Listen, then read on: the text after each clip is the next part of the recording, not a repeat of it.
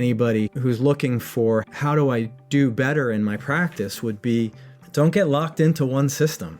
And don't let anyone convince you that one way of practicing is the right way or the best way or anything like that. And to bring it back to the topic of our conversation ostensibly, which is history, if the history of Chinese medicine teaches us anything, it's that styles have come and go, perspectives have come and gone, stuff that was commonplace in the Qing dynasty was totally different than stuff that was done in the Ming. I think that's one of the beautiful, amazing things about this medical tradition, this heterogeneity of practice. I'm Michael Max, and this is Geological, the podcast that curates East Asian medicine and methods through the power of conversation. I have a patient who I think might come in more to consult with me on her business problems than to get acupuncture. I'm not a business consultant, nor do I attempt such an endeavor. I'm also not a therapist, but have been accused of such by a number of patients. The factor in common here is that I listen to my patients because I'm trying to figure out how best to help them. I am not anywhere close to being one of those spirit-level practitioners who can see and know. I might be even below the craftsman-level practitioner who has to feel the channels to know. I'm the guy who has to ask and wait for the patient to tell me what's the issue. Only then do I have a reliable start to the treatment, which is why I think this one patient comes to me for business advice. Because in trying to suss out how to help her, I have to first understand her, and that has me leaning into the character of how her personality and habits tend to cluster into the damp earth. How she has so much trouble bringing the thunder of gallbladder wood with its capacity for setting and defending boundaries into her life. She has had a rough go in her business because she thinks she should be able to help everybody. And that leaves her overextended and exhausted because she's, first of all, working with people who it would be better if she said no to. And secondly, knocks herself out trying to make everything workable for everybody. Maybe this sounds familiar to you. I noticed that she can't say no without adding a reason for her no or immediately offering some other options for her no, most of which will require further attention and effort on her part. No wonder she is exhausted. I'm exhausted listening to her enduring efforts to make sure that everybody is happy.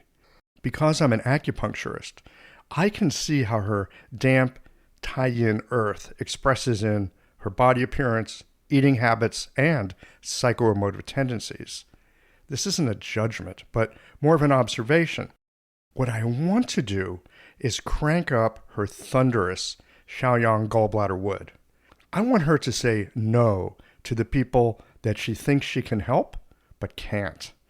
I want for her that kind of keen navigator discernment that allows her to steer around situations that are oh so enticing, but sure to be a quagmire. I want for her to be strong enough to be clear with no and willing to back it up. I'm familiar with this kind of situation because in some ways, she and I are of the same clan. I too often try to soft sell my no because I'm mostly an agreeable person and uncomfortable with expressing disagreeableness. I know about adding on reasons or other options to what should be a simple and firm no. Like, no, just because no. Simple and uncomfortably truthful. No, and leave it at that. Again, I'm no therapist or business communications consultant, but I'm an acupuncturist, and those principles are helpful in all kinds of situations. When it comes to people with a preponderance of earth, the ones that like to talk, want to take care of everybody, one of the options is to bring in more wood. But I can tell you, for these people, that is going to feel very, very uncomfortable. Because the earth, it likes to add. And gallbladder wood, it likes to divide. Earth muddles boundaries. Wood, it thrives on separation. So, how to bring more wood into the conversations that require the strength and discernment of no. It's actually quite simple. Add silence. Instead of running on with excuses or reasons or the options of A, B, C, just shut up. Add the discomfort of silence. It's really hard at first. Nobody likes silence in a negotiation. No one likes silence in the midst of working out a problem. But if you're having trouble with boundaries, screwing up the fortitude to say no, and then keeping quiet long enough until the other person begins to speak, it will give you options that you had not thought of for yourself. Silence after no, it can be transformative. It's rarely comfortable, but it creates boundaries when you need them. And oddly enough, the silence, it invites the other person to bring forth solutions that you might not have thought of. Like the warning rumble of thunder when a storm gets your attention. So too does silence add the power of anything you want to establish and then hold appropriate boundaries to. You can think of it as a kind of wood tonic, and while it seems to be the opposite of a shout, when you think about it, both shouting and silence will powerfully capture the attention. East Asian medicine is curious stuff. It's built out of complementary opposites. It has flows that promote and restrain. More fluid than fixed, it's a set of tools and perceptive filters that allow you to watch a system unfold from the inside, as it is both observational and interactive all at the same time. This is a medicine that requires different ways of thinking, and so those attracted to it often have a story that includes some kind of disruptive change, a more than average measure of curiosity, and a spirit willing to engage with uncertainty. Like many who have made a contribution to the world of acupuncture and East Asian medicine, Craig Mitchell found himself pulling on threads to see what they connected to. It turns out they were connected to Taiwan, immersion in the Chinese language, and a passion for teaching. In this history series conversation, we discuss the influence of the HIV epidemic, learning Chinese and medicine in Taiwan, along with the challenges of translation and reflecting on pluralism and the challenges of the future.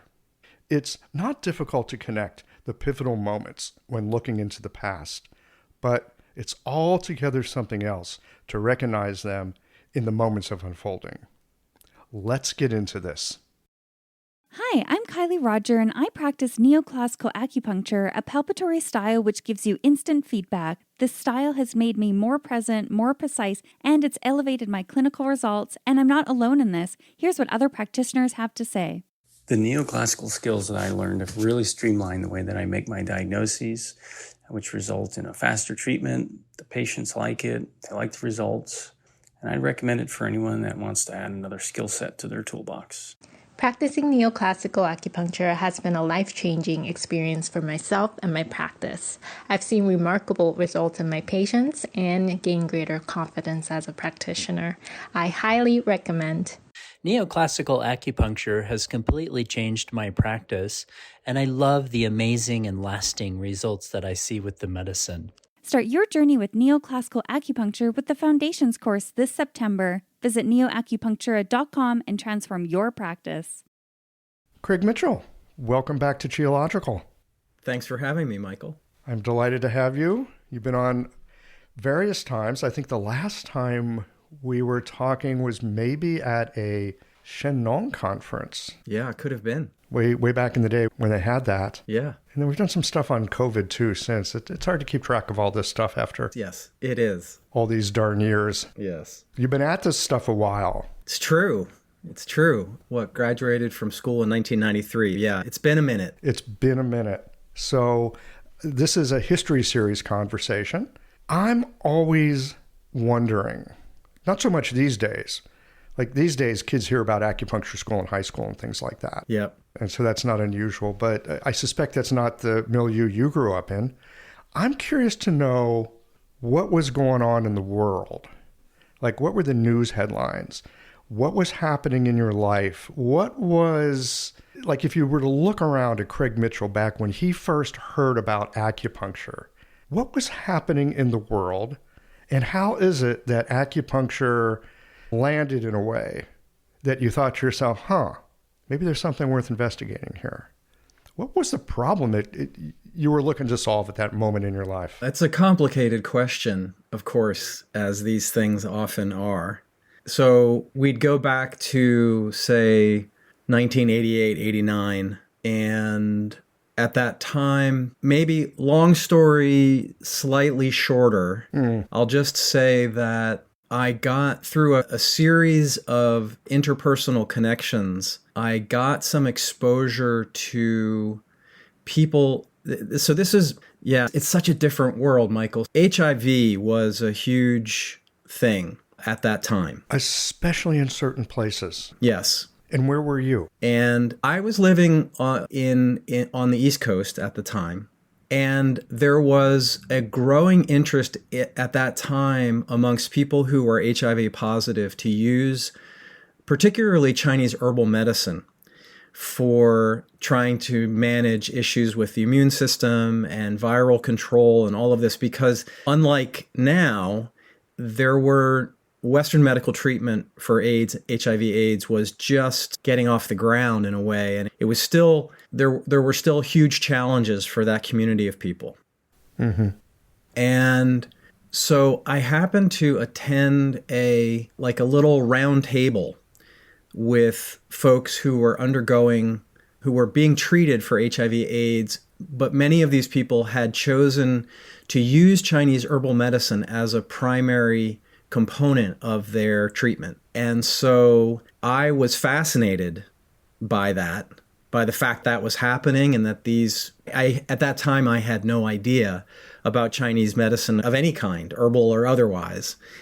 And I ended up talking with some of these folks who were at that round table. That got me on to an acupuncturist in Philadelphia, and I ended up going in and out of curiosity more than anything, and getting some treatment. What the heck is this? Let me try it out for myself. Yeah, exactly. And through just a fascination with the treatments, and then the classic reading the web that has no weaver, I ended up thinking, I'm interested in medicine. I'm interested in trying to do patient care of some kind.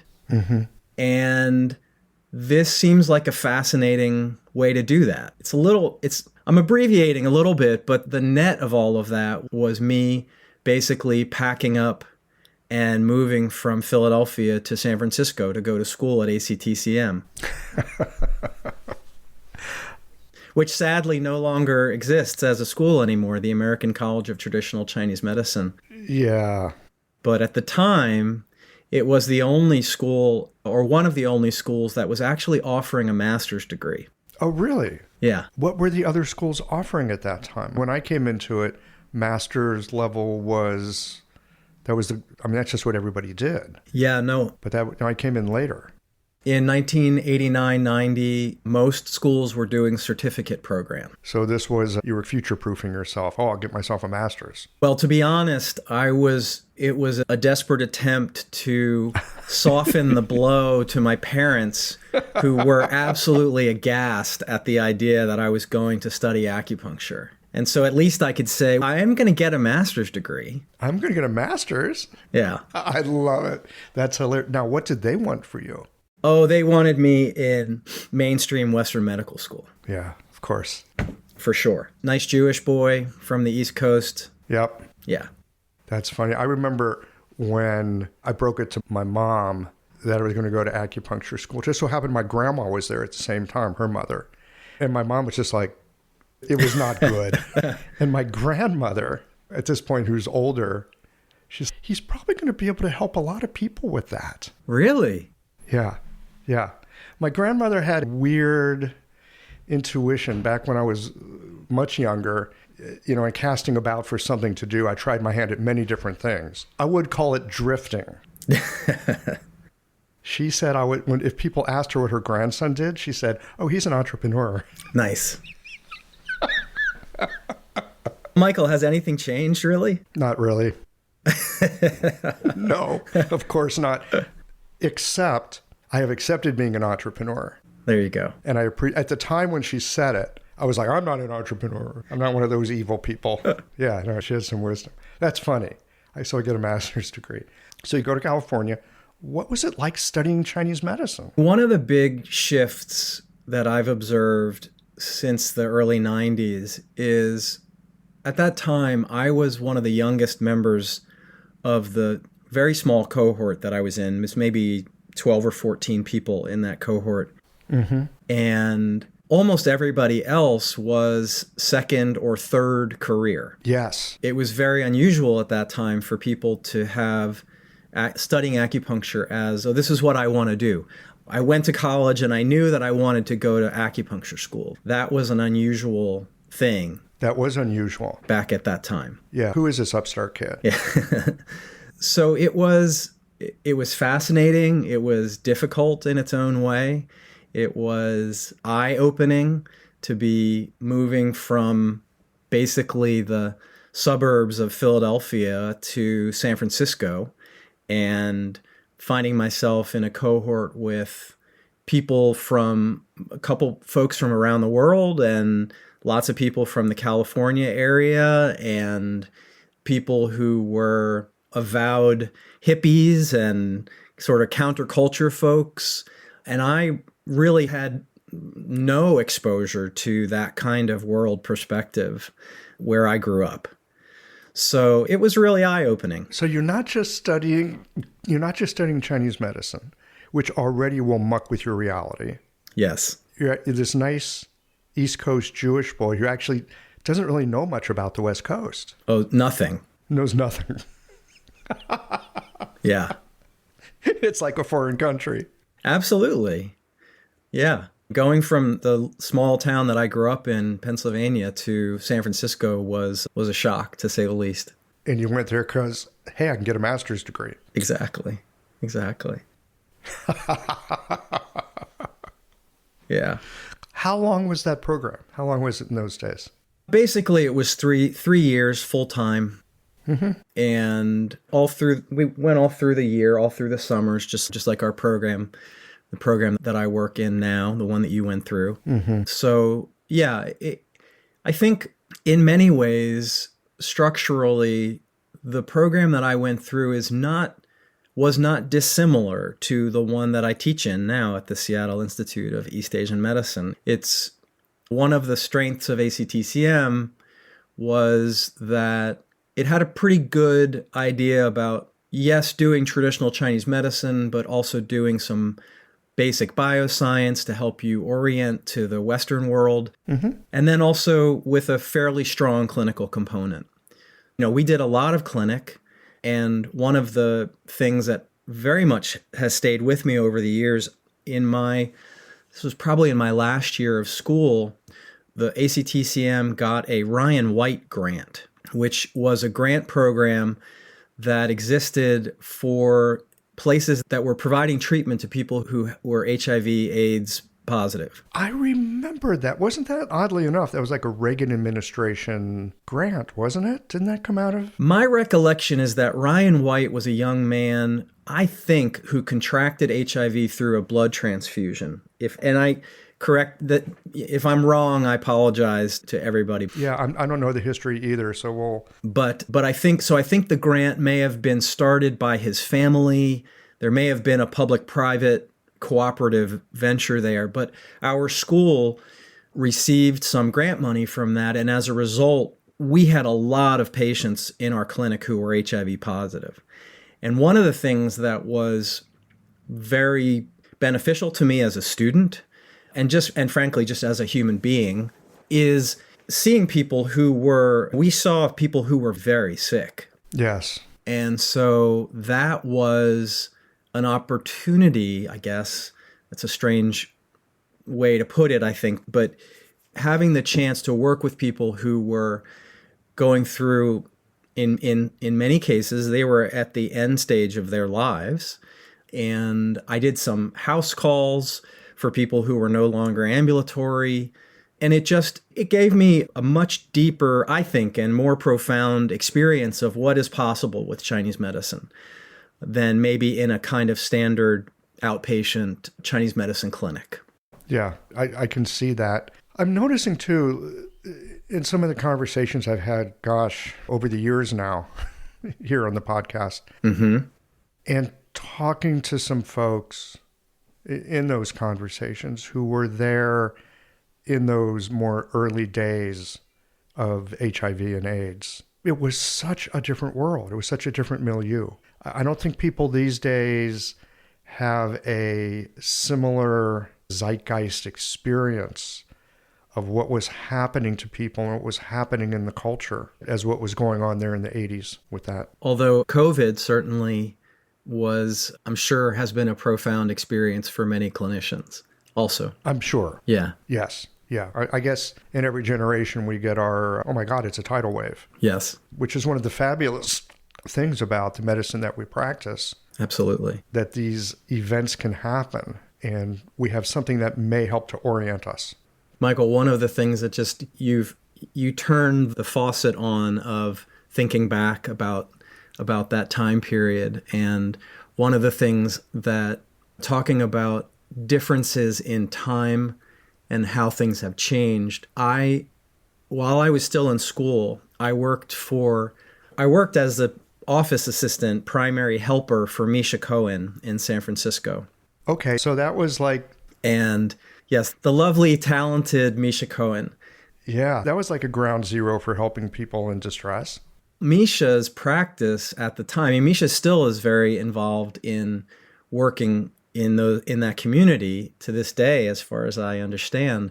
But at the time, her practice was, there were people with HIV/AIDS, there were people with chronic hepatitis, these were some folks who were quite sick in many cases. And one of the amazing things to just reflect back on is that we were not using disposable needles. So one of the jobs that I had when I worked in Misha's clinic was, my job was she would put the needles in, I would take them out, and then I would clean them, and then I would put them into these stainless steel trays that had cotton batting in them, and I would put all the needles in there, put the whole stainless steel tray with all the needles and everything into an autoclave, and sterilize those needles. And then that's what Misha used for her treatments. And I'm trying to imagine that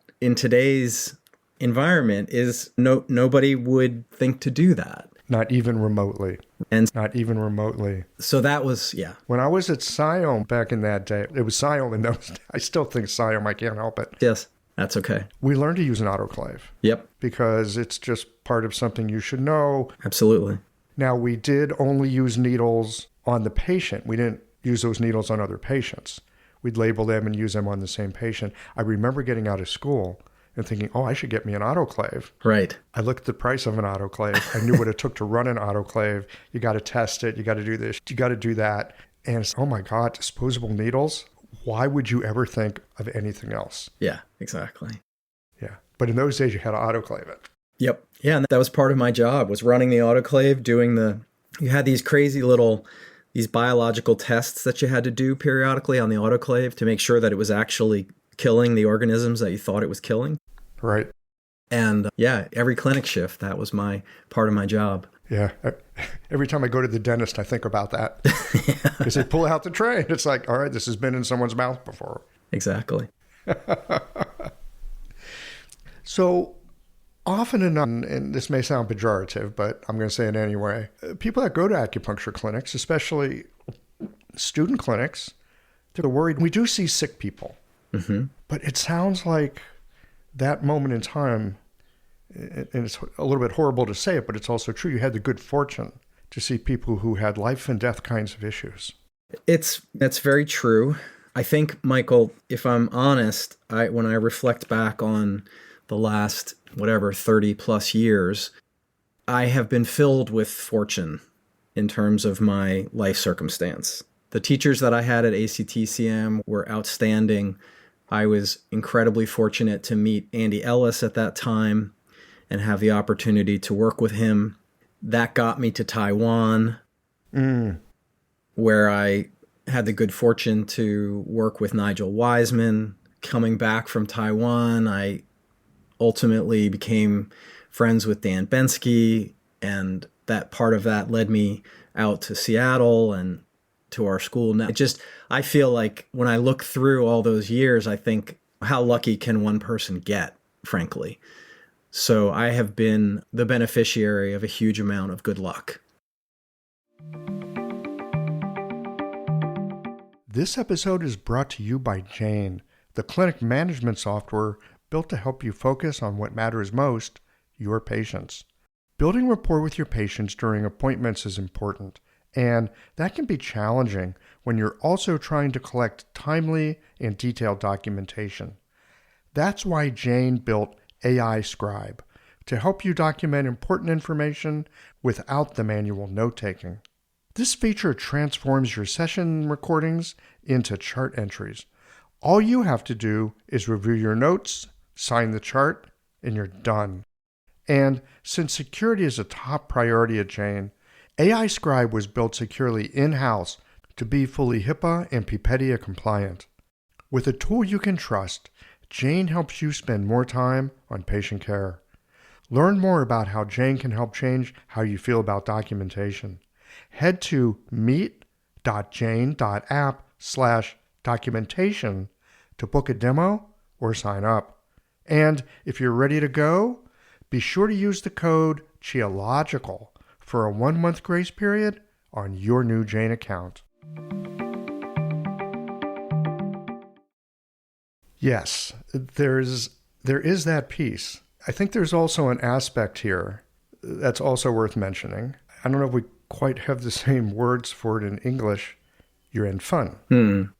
Right? So you're in fun, as in Chinese, will often get translated into English as fate. But I don't think it's fate, at least as I understand it. It's more like opportunity meets willingness. That it could happen or it could not happen. Yeah. No harm, no foul. Right. Right? The universe is funny that way. But there's an opportunity for something. And if you're willing, it's an opportunity. And if you're not willing, it's just somebody passing you in the street that could have been a spouse, but you didn't make eye contact, and so they're not. Right. So there's that aspect also of something that we have, a potential maybe, that could unfold. Yeah, I think I like your framing of that. I think that sounds about right to me. I think maybe most people's lives in some ways are filled with happy accidents, or maybe sometimes not so happy accidents. And then it depends to some extent on what you do with those opportunities that you're presented with. And I think, yes, being able to work with patients who were dealing with life-threatening disease and or at the end stages of their lives was a profound and very helpful experience for me as a clinician. That's absolutely correct. Having the opportunity to go to Taiwan, to work in a hospital setting there, which I did for an extended period of time, about a year, I guess, in total, was incredibly helpful to my understanding of what is possible with Chinese medicine. Since that time, I've gone back and forth between the U.S. and Taiwan, or the U.S. and mainland China, as many times. And so I do think that if you've been in a clinic in Asia where the entire clinic is full of people with pick your disease category, everybody has renal failure, or everybody has diabetes, or everybody is post-stroke recovery, or whatever it is, and they are using Chinese medicine as the primary modality for that treatment, there's no way to avoid coming home from that experience and viewing Chinese medicine differently than you would if the only clinic that you've done is in a student teaching clinic in a suburban area of the United States. Yeah. In a way, back to your folks who wanted you to be a nice Western doctor, some real medicine. Right. Lucky for you, you ended up at a school where the kind of people you were treating, quote, real medicine, they didn't have much. And it had serious side effects at that time. Yes. Or to be able to go to China, see the kinds of cases you're talking about. It's not, oh, here's a nice complementary thing that could be done. No, actually, this is primary care. Yeah, exactly. Now, Andy Ellis was your gateway to Taiwan. What happened? How did that happen? Yeah. So Andy taught for a short period of time at ACTCM. And I was fortunate to be in one of the classes that he was teaching, which my recollection is that it was a classical acupuncture class of some kind. And so here's a good example of what you were talking about before about UFN.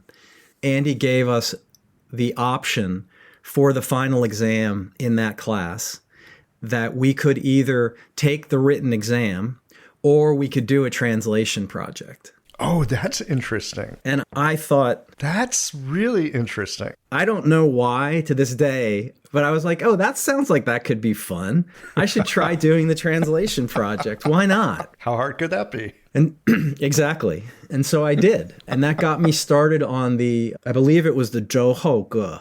It's the songs to keep up your sleeve, or that's this classic, acupuncture classic. And I worked with Andy on that and really got a kick out of trying to figure that puzzle out. Mm-hmm.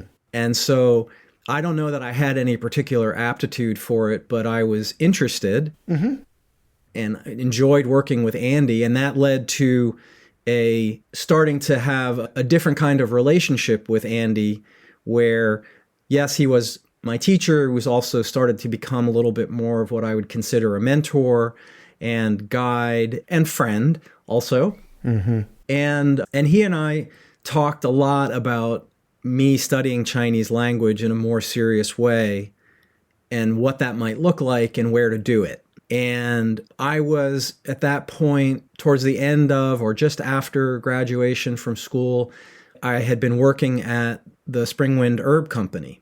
I was one of Andy's main lackeys, filling formulas and doing herb stock and all that kind of stuff. It's such a classic way to learn. Yeah, no, it was great. It was great. I loved that time.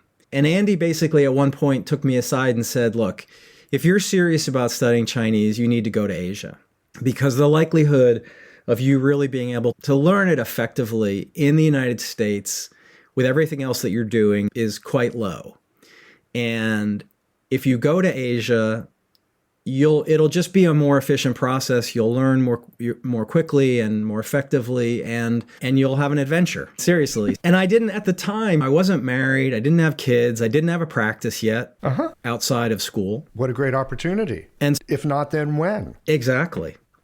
So this is another reflection on the difference in the time. So I bought a ticket to Taiwan that had an open return. I don't think you can even do that anymore. I don't know. Basically, you had the outgoing portion of your ticket was set, and the return, you had something like, I don't remember, 6 months or a year, where you could book the return trip. And I think you would need something like that to even get into Taiwan at that time. Yes. So I had a couple $100 and my open return ticket, and I had the connections to Andy's family in Taiwan. And so I went, and I didn't really know how long I would be there, or I didn't have a specific and set plan at that time. I just took off. You were just going to go and find out. Just going to go check it out. Yeah.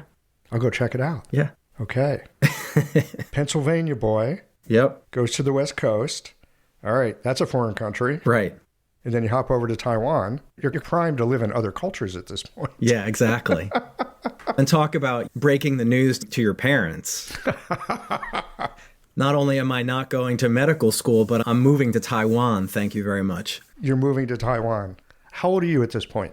27. 27. Yeah. Okay. I want to get into Taiwan in just a moment, but before we do, your translation project that you did, Andy's so sneaky. Yeah, truly. How did you do that? You didn't have Wenlin. Nope. You didn't have Pleiko. Did you have any Chinese training? No. What did you do? How did you go about this first little class project? Because it sounded like fun. So it was a long time ago now, but my recollection is Andy gave me a dictionary, paper dictionary, taught me how to use it, gave me the text, and said, "Have at it. See what you can figure out." and then he very patiently and kindly sat with me and worked through some of that stuff. I don't know that that particular translation never became anything substantive or meaningful. It was a project that I was working on, but it was the gateway into that world. Totally sounds like the gateway into that world. Yeah. So you get to Taiwan. What's Taiwan like when you get there? Oh gosh. Wait. I love Taiwan. It's such a fantastic place, and the people are wonderful, and the food is amazing, and it will always be a very special place for me. Andy's family was incredibly helpful to me when I landed there. They put me up, they took care of me until I got my feet on the ground and was able to navigate what I needed to do. They helped me get enrolled in a language school, one of these cram schools, they call them. Mm-hmm. So Yeah, Bushiban. Which one did you go to? Yeah, Bushiban. Taipei Language Institute. Oh, yeah. TLI. Go TLI. TLI. Yeah, I remember TLI on Lots of Falu. Yes. Yeah.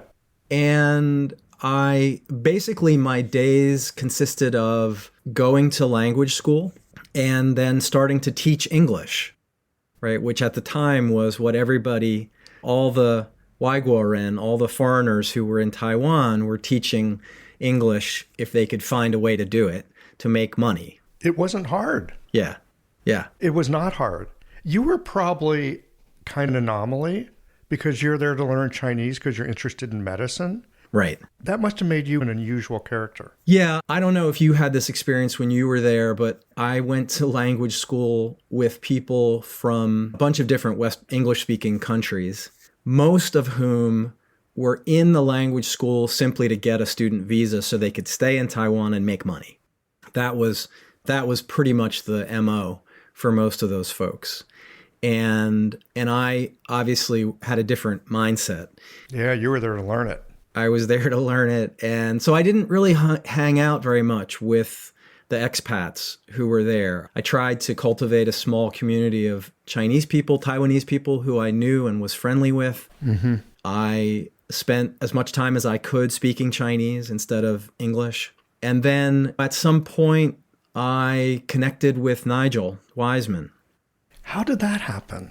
I think that happened, if I remember correctly, I'm pretty sure it happened through Marnie Ergel, I think. I'm pretty sure that was the connection. Okay. Was Marnie there at that time? No, but I think this is a little hazy for me, but I think it was her recommendation that got me to reach out to him.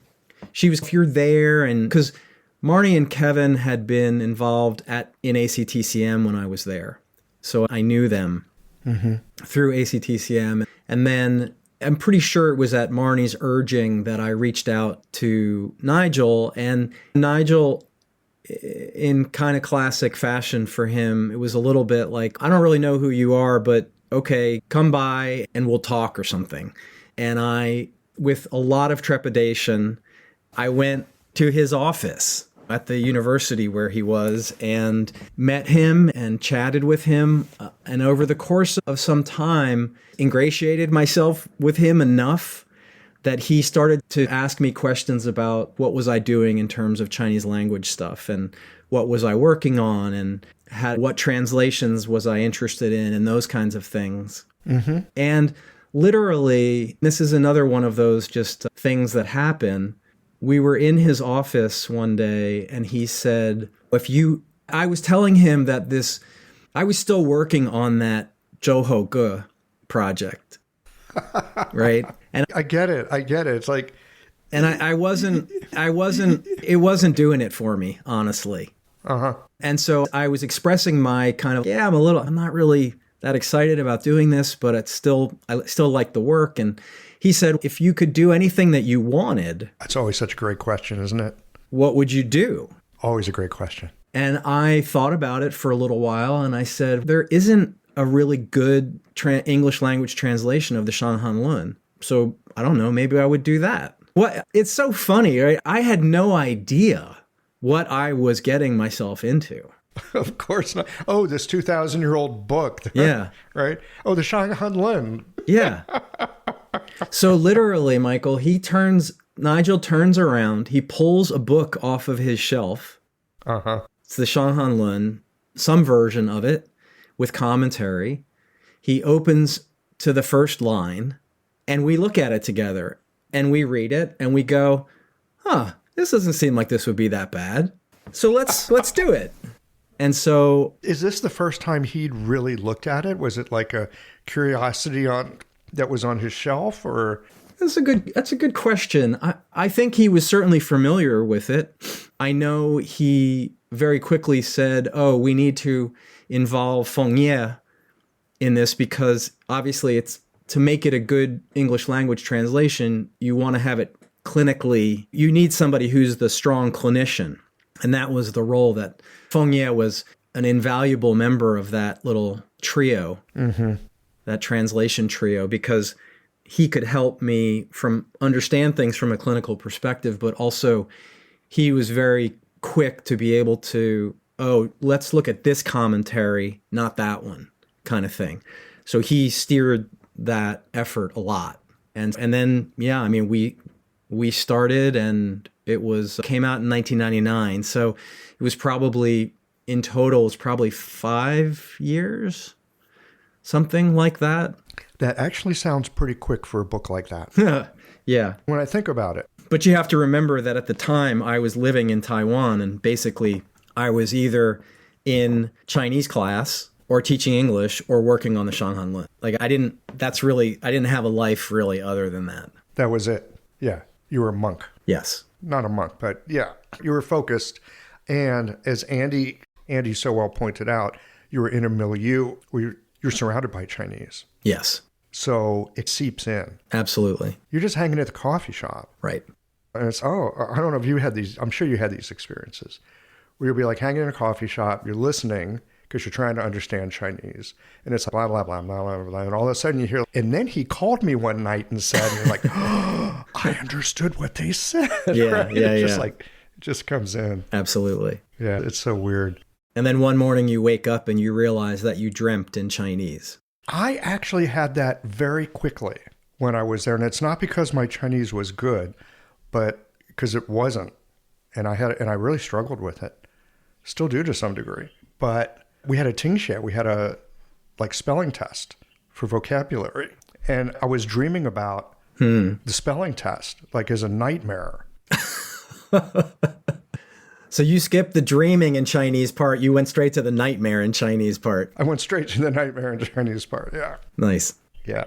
So that's pretty funny. You guys open up the book and you go, yeah, that doesn't look too bad. Right. What were the challenges that you found over the years?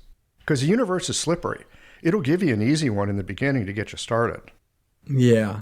I think that to this day, having now studied the Shang Han Lun for literally 30 years, what you realize at some point is that, at least from my perspective, and I know there's lots and lots of different perspectives on the Shang Han Lun, but as a clinical sort of handbook, not really it's not systematic in my experience. It's more like notes on clinic.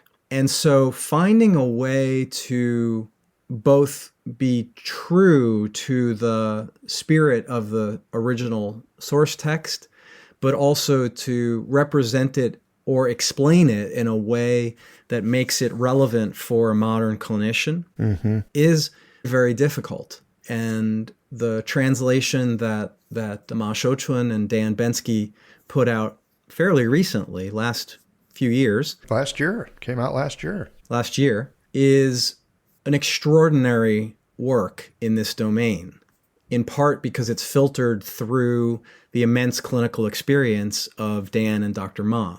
And so when I look back on the Shang Han Lun version that Nigel and Feng Ye and I did, I think that it's important in the sense that it is the first sort of English language version of that text that I think is approachable for the average student or clinician of Chinese medicine. And I think that the way that we structured it, which is structured similarly to many of the textbooks of Shang Han Lun from China. So it's structured by formula. It's not in numerical order of the lines. And it's a mixture. It's a mixture of those things. So structured by topic area. That in some ways makes it a useful tool in terms of, for someone who's studying it, trying to learn it.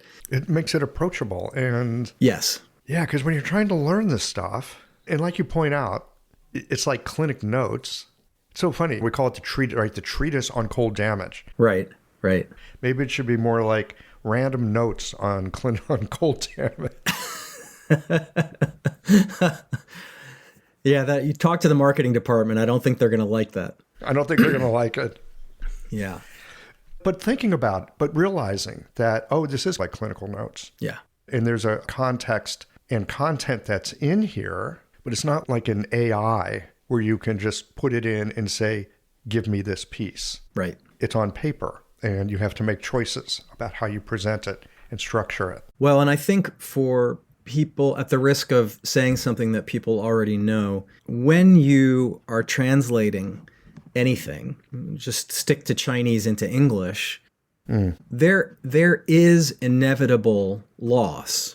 I don't believe that it's possible to do a translation that loses nothing. There are always compromises that you make. There are decisions that you make when you're translating into English in order to put something into English in a way that is readable in English. There are trade-offs that you make. And so this is one of the reasons why I always encourage anybody who's willing to tackle the project of even just learning a little bit of medical Chinese. I think there's incredible value in that, because if you even engage with medical Chinese a little bit, you will quickly come to understand that, when I read a translation of this, I'm getting a version of it. I'm not getting an exact representation as a Chinese language reader would get it. And so that's just the reality, I think, of translating anytime you go from one language to another. But Chinese to English is, because of the differences in the structures of the language, that's a hard one. And so I think that when we make that translation, it's important for people who are reading the English version to understand it's not exactly what the Chinese says all the time. It's close. It's close. It's close. And language is funny because you have to pick terms for what something means. Yep. You have to stay consistent with them.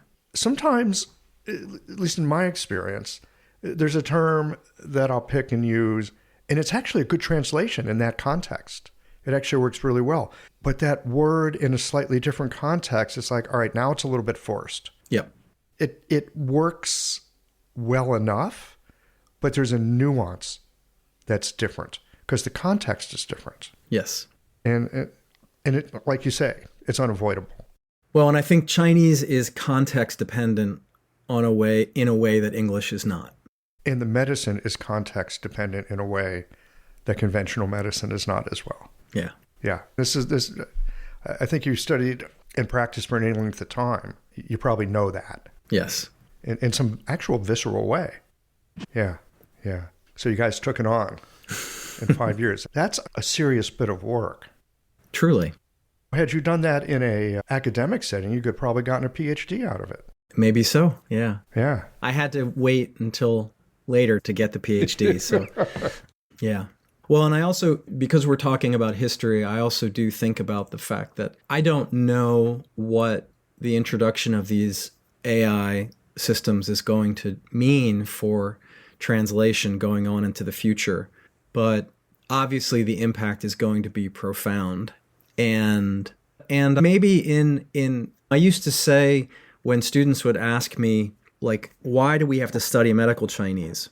And one of the answers that I would give was there's all these books in Chinese that probably are never going to be translated into English because there are so many of them, and there's just not enough time and people doing that work.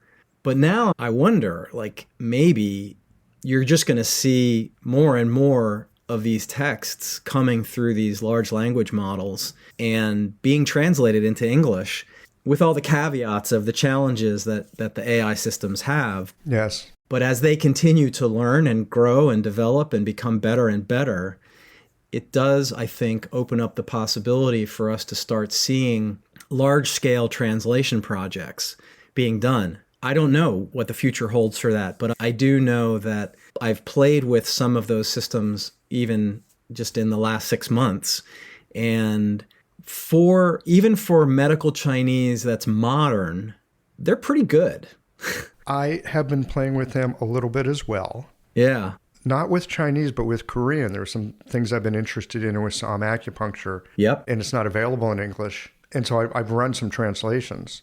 And my guess, this is just a guess at this point, is that they can do as well as a reasonably qualified human in at least doing a first draft. Mm-hmm. So when I think about the work I did with translating Huang's book, because, I mean, my Chinese is rougher than yours and most people, somewhat workable on the reading level, but still rough. I would have to translate from Chinese into what I would call Chinglish, because and then I'd have to take it from there and make it more Englishy. At least that was my process. Because I couldn't go directly from Chinese to good English. I go from Chinese into Chinglish English. Yeah. And then I clean it up. And I think it took me a couple of years. I think the AIs could probably do it in an afternoon. Right. And then you could go through and clean it up into English. Yeah. So there is that. I think it is coming. I think we'll have it. Maybe just because, and since this is history series, I can bring this up, maybe just because I'm a fossil. While it's great to have that information, there's something about being a human and working it out yourself that I think changes you. You're a different kind of person if you can read it and translate it. You're just a different kind of animal. Your brain works differently. Your sensorium interacts with the world differently. I think it's true. Mm-hmm. It's my working hypothesis. And so if you've got the capacity to do that, it's not just that you have the knowledge, but there's some other, maybe it just affects you on the Jing level in some way. It does something to your Shen and your Zhi to go through the process of struggling through it and working with it. Again, just my hypothesis. No, I think that's completely correct, Michael. I think for many of the students who go through our program, they learn some medical Chinese, they work with texts, they read some classics and some modern stuff. And I think, honestly, the majority of them graduate from school and then don't continue to use medical Chinese anymore. People have busy lives and practices and families and all those things. And so probably for the vast majority of them, they don't end up doing anything particularly with their medical Chinese. However, our experience at the school is that having them have that engagement with medical Chinese does change the way that they think about the medicine. And it gives them a different kind of context for the way that seeing how a Chinese author lays an idea out, that has an impact on the way that you end up thinking about that. And so I think that there's real truth in what you're saying, that it affects the reader on a deeper level, that impacts the way they practice the medicine and the way they understand the concepts of the medicine. So I do think all of those things are true. I think there's another good reason to learn medical Chinese.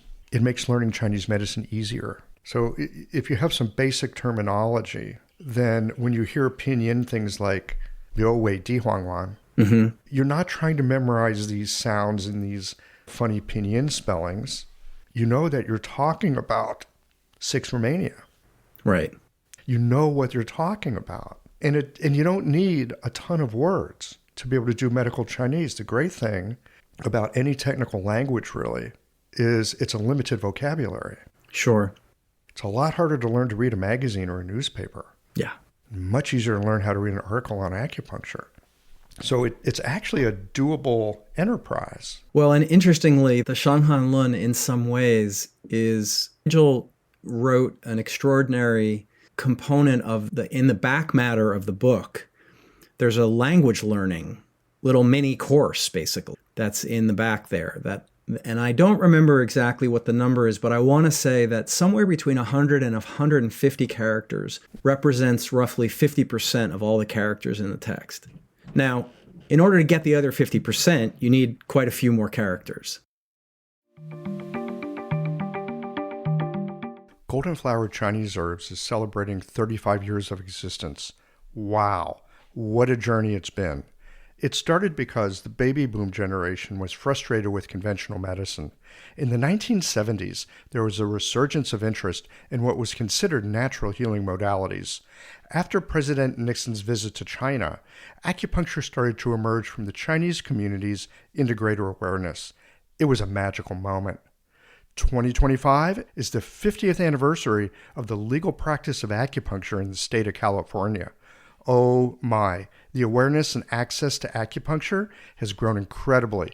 So much has changed since back then. But some hasn't. Like many companies, Golden Flowered Chinese Herbs does a lot of business through their excellent website. But they still have real humans who answer the phones.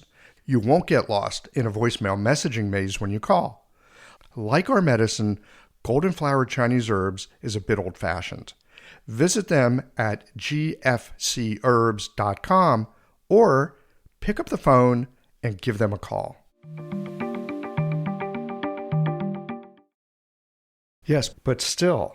Yeah. I remember at one point reading some fiction in Chinese, just as a way of trying to improve my Chinese. Yep. And the first, I think, 25 to 30 pages would be rough.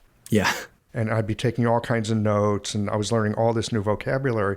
And after about 30-ish pages, the words repeat, right? Because it's the same story, and it uses the same vocabulary.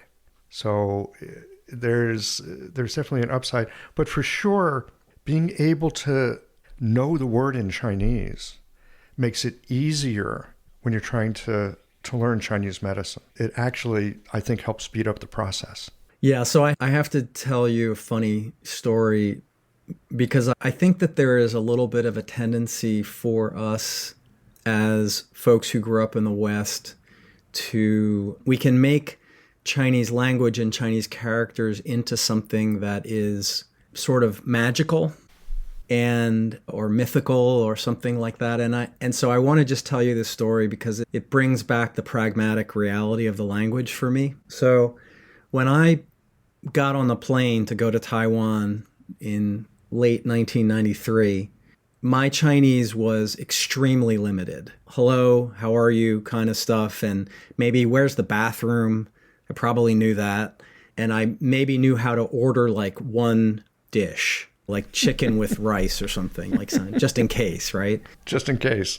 So I get on the plane, flying Evergreen Air to Taiwan, and I have my little pocket dictionary with me. And I'm on the plane. It's a long flight, and I'm looking around the plane, and there's this character that I see all over the place, right? And I look it up, because I didn't recognize it at first. And it's the character Dao, right? Like the way. Like Dao De Jing, like that. Yeah. Dao. Dao De Jing. Right? Dao. And you're like, ooh. And I have this moment on the plane where I'm going, oh my God, like, this is it, man. Like, I have found my way onto the path, And so I like took a deep breath, and I'm just really enjoying this. And wow, this is amazing. Grooving on it. Of course, then a few hours later into the flight, I realize it just means the aisle. And that's why it's all over the place. Exactly. Right? And so I only offer that because I think that ultimately, while Chinese language can be deep and beautiful and profound, and all of those things are true, and it's also just a way to ask for where the bathroom is. And can I get some vegetables with that chicken leg? So it's all of those things. And in a way, to me, it's the yin and yang of that, right? There's the beautiful and the profound, and then there's the prosaic and practical and very straightforward, and everything in between. So I do think it's important not to overdo the profound, deep, meaningful side.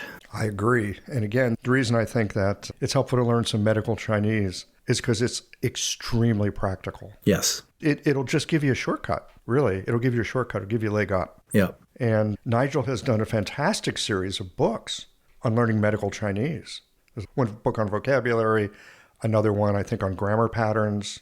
It's all very accessible. And there's more and more people teaching it, too. So yeah. And we have Pleco now. There you go. So that makes it easy. Yeah. I remember carrying around a dictionary when I first got there. Right. And shortly after that, Pleco came out on the Palm Pilot, which I happened to have. The Palm Pilot. And it was just like, oh my God. Yes. I'm carrying around 4-ounce digital thing. Exactly. That had all the words I needed. Exactly. All I had to do was learn to write them, which taught me to write them. There you go. Yeah, that's cool. Shang Han Lun. This can't be that hard. What are you working on these days? Honestly, what I have been doing in recent years, we did a clinical handbook of classical formulas from Huang Huang. So that came out. Mm-hmm. We did, of course, the Walk Along the River books. Those are wonderful. Agreed. They are so wonderful. And I got to tell you why I think it's wonderful. I love Chinese medicine. I love acupuncture. I love reading books on it, but a lot of them were honestly a little dry and boring. I mean, I love it, but they're a little dry. And Walk Along the River it's so engaging. Agreed. Yeah. It's a wonderful model for a teaching book. That's another Andy Ellis. Thank you, Andy Ellis, for finding that book. That came through him. So currently, I'm not working really on anything in a meaningful and consistent way. I have lots of different ideas about things that I might want to do next, but nothing is completely formed in terms of ideas yet. So that's open right now. Yeah. Aren't you also just a little bit busy running a school? Yes, although I am about to step down from my president role at the school. If all goes well, we are looking to hire a new person for my role who hopefully will take over my position no later than September. Wow, that's fast. Yeah.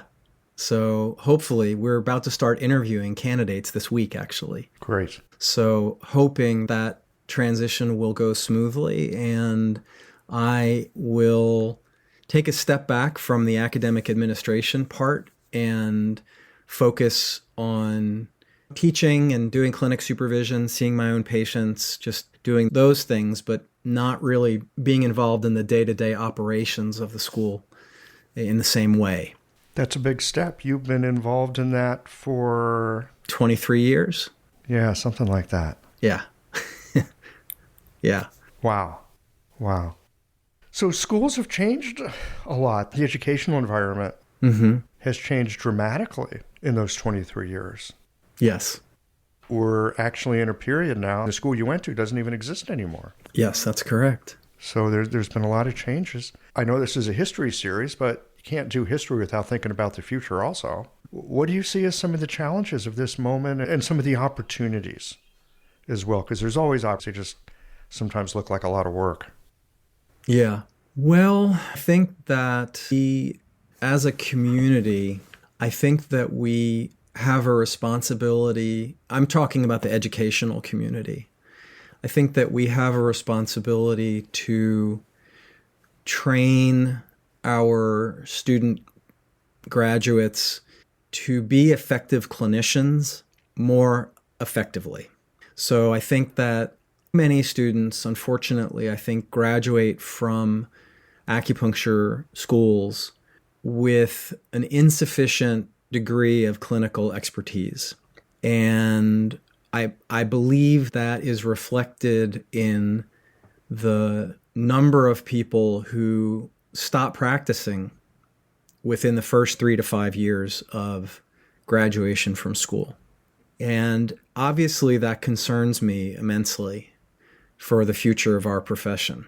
So that's, I think, a challenge just that the schools need to step up to meet, to ensure that we have people graduating consistently from our programs who can not just pass board exams, which obviously is important, but really be able to step out into the world, into not only private practice settings, but also collaborative care settings or hospital settings, and be able to treat patients effectively. I do still see an important role for acupuncture herbal practitioners. I see that every day, every week, with patients that I work with in the school setting, but also outside of our school. So I believe that the need is still there, and I don't believe that it's any less than it ever was. Probably it's more. And we see allied professions like physical therapists using a form of acupuncture. So we know that acupuncture is effective, and people like to get acupuncture. Yeah. And other professions like to use an effective tool like acupuncture. Yep. So acupuncture is doing okay. Yes. But acupuncturists many cases are struggling. Yeah. Yeah. And I think that unfortunately, hindsight is always 20/20, and maybe. Yeah. Depending on your clarity.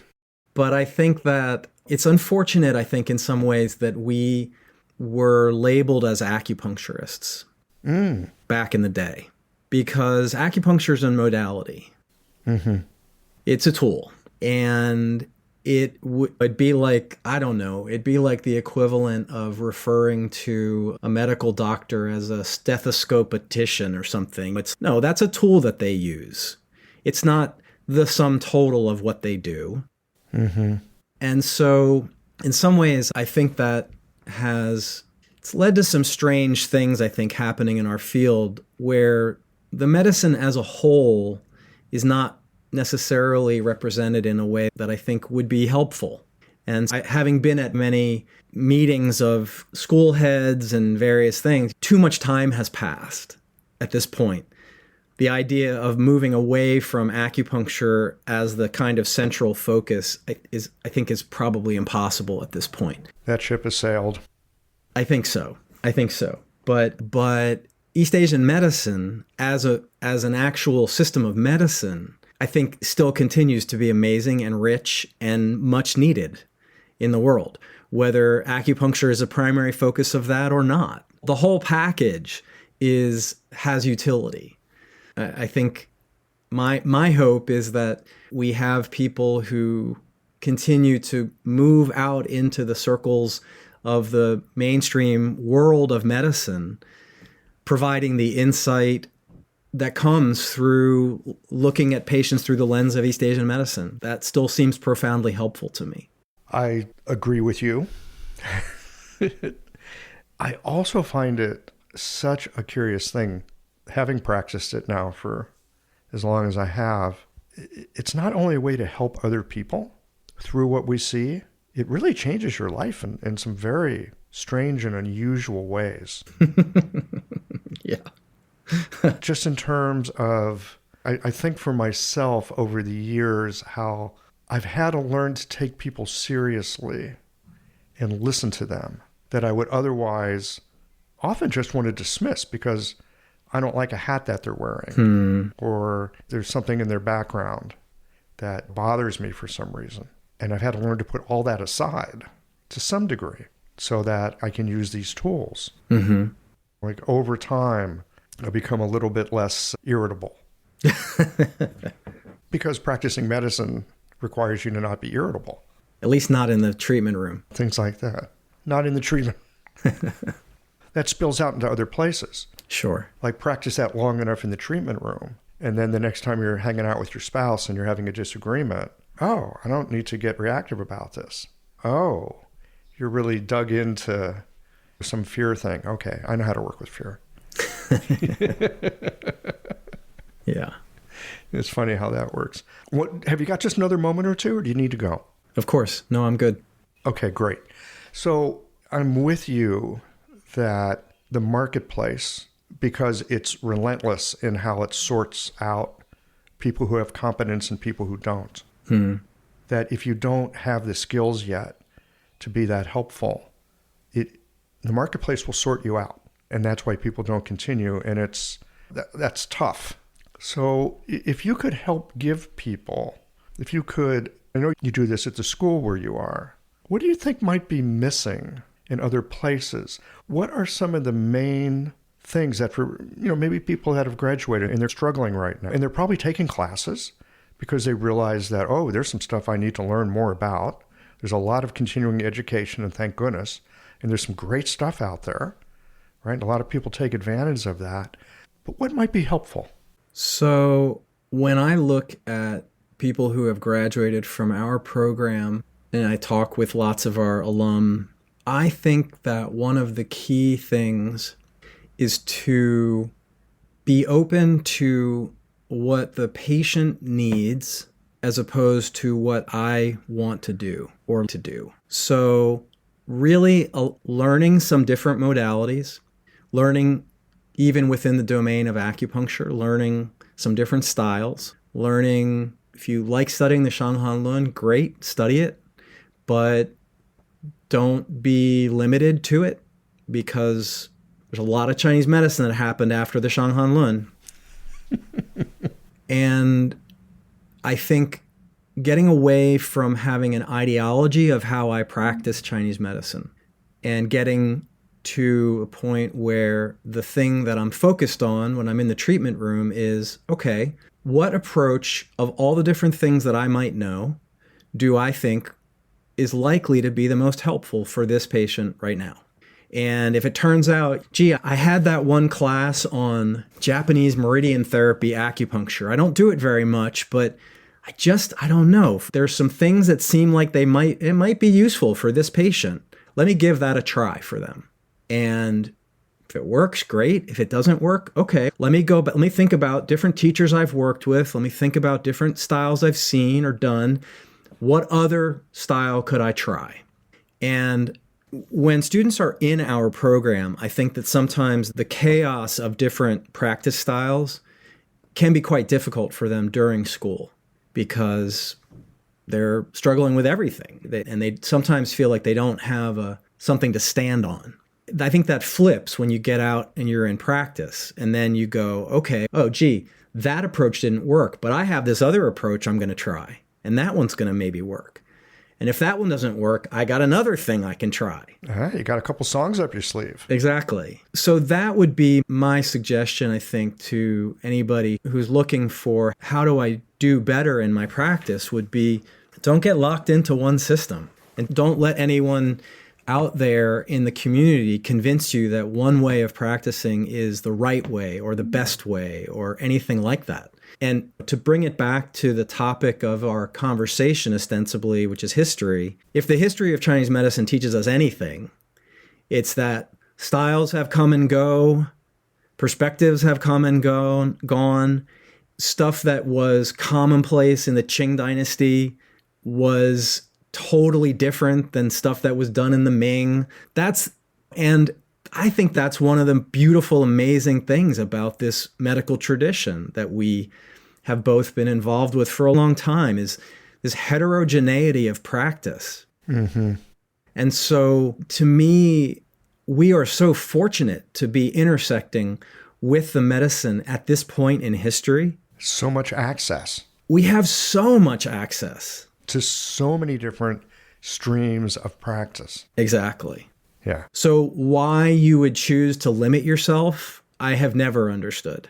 I've spent so much of my time studying the Shang Han Lun and related things, but I use formulas from all through the formulary when I'm seeing patients, because not everybody comes in with a Shang Han Lun problem, at least not the way I see it. And this is the trick. I'm going to quote my 8th grade shop teacher again. I've been doing this a lot lately. I swear to God, Mr. Bicel is one of the great teachers of my pantheon of mentors in life. Beautiful. 8th grade shop, Mr. Bicel would always say to us, because there was always guys in the class back then, right? Tool for the right job, boys. Because there's always some meathead who's using a hammer for a screwdriver or something. Right. Tool for the right job. And I think that's what you're saying here about practicing Chinese medicine. We got lots of different tools, lots of different perspectives. Pick the right one. Yeah, maybe you know a lot about Shang Han Lun, enough to know that maybe right now, not Shang Han Lun. Not, I know a lot about it, so I have to use it. Right. Yeah. And to play along with your analogy, I mean, what is that saying? If the only tool that you have is a hammer, everything tends to look like a nail. If you're having trouble with a patient in terms of understanding how to diagnose and treat them, my encouragement is take a step back and try and look at them from a different perspective. Stop seeing them as a nail, right? Maybe they need glue instead of pounding with a hammer. Maybe they need something else. And I think that one of the difficult things about this is that it feels less secure. It is less secure. Right? So if I do everything the same way, or I use only one system, there's a kind of safety in that or a kind of ease in that. I don't think in all these different ways. I just think this one way. And I understand the appeal of that, but I don't believe it's best for our patients. I would agree. And I remember something that Ace used to say a lot about, you got this great idea about how it works. Now, can you just prove that? Was there another way that you can look at that? Yeah. And I know for myself in practice, I'm looking to rule things in, so to speak. I've got an idea of what it is. I'm looking for the things that support that. Because I like the idea of feeling like I know what I'm talking about and what I'm doing, right? There's that sense of I know what I'm doing. That we all like that. That feels good. That sense of I'm not sure, but I'm attentive. That might be a more helpful stance, but it takes time to develop.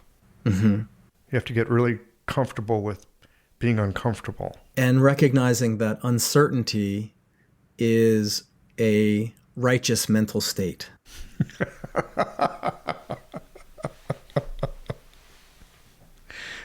Okay, there's your Zheng Qi. Well, Craig, thank you for this time today. And I'm always so curious about where people have come from and how it's brought you along and the contributions that it turns out that you've made because you just got curious about it. Like, why not go try that? Yeah. Yeah. It's been a pleasure talking to you, Michael, as always. And and who knows? We have to see what the next iterations are and what the future holds. Who knows? But I'm sure there's going to be interesting things coming. I am sure there will be. Yes. All right. Till next time then. All right. Take care.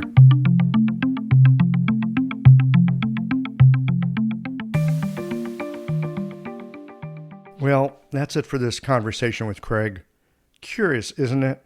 How often the most meaningful turns in a career or a life come from hunches we follow without knowing why. A conversation around a round table, a chance class with a particular teacher, a moment when something just lands. And suddenly, opportunities that you had not considered begin to take shape. Craig's reflections on the early days of treating patients with HIV, reusing needles in a clinic run on trust and grit, and discovering the Shang Han Lun not through grand ambition, but through a class project. It reminds me how so very, very often vital paths begin as a small glimmer. There's something comforting in that you don't need to have it all figured out, that curiosity, persistence, and a willingness to say yes can open doors that you didn't know were there. Maybe that's one of the gifts of studying medicine over time. It teaches us to be attentive, to pay attention to the periphery, and not dismiss a hunch just because it doesn't yet make sense. Well, here we are at the end of this episode. If you've listened up to this point, you're either a rabid fan of Qiological or the forward button on your podcast player stopped working. If you are indeed a fan of the podcast, You can help us to bring new episodes to our community of practitioners by supporting us with a membership or a one-time contribution. Details, of course, are on the website. That's it for today, friends. Join us again next Tuesday for another thoughtful episode of Qiological.